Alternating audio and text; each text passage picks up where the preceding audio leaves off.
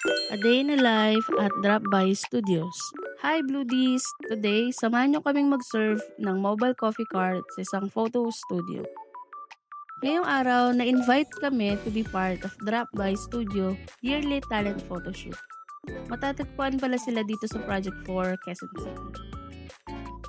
Actually, excited kami sa event na to kasi makakasama at mamimit namin si Christian Bautista. Kung batang 90s ka, alam mo kung gaano ka-solid ang mga kantahan niya.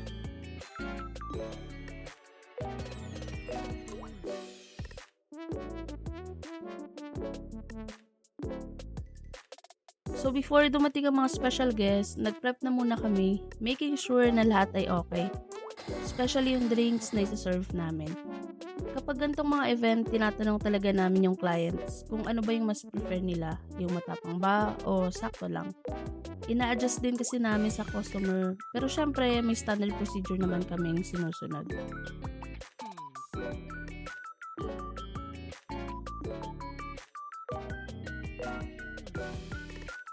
Around 1 p.m., dumating na si Christian Bautista kasama ang kanyang wifey.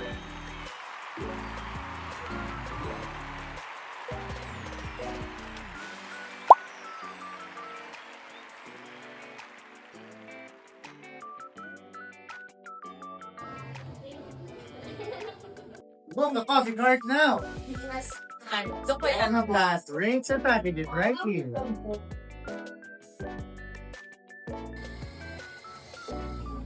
Friends kayo.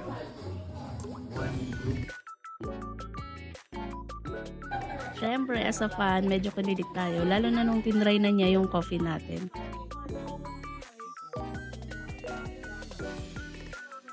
Sarap. Refreshing.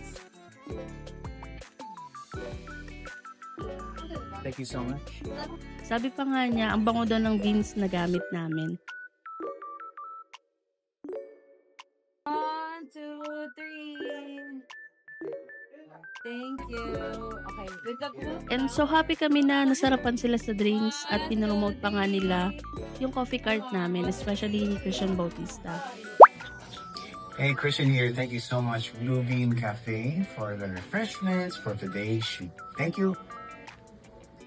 Overall, happy kami to serve them with our coffee and non-coffee drinks.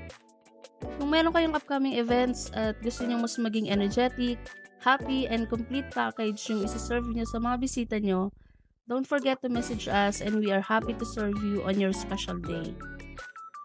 And that's for today. See you on the next vlog, Bluedies. Bye!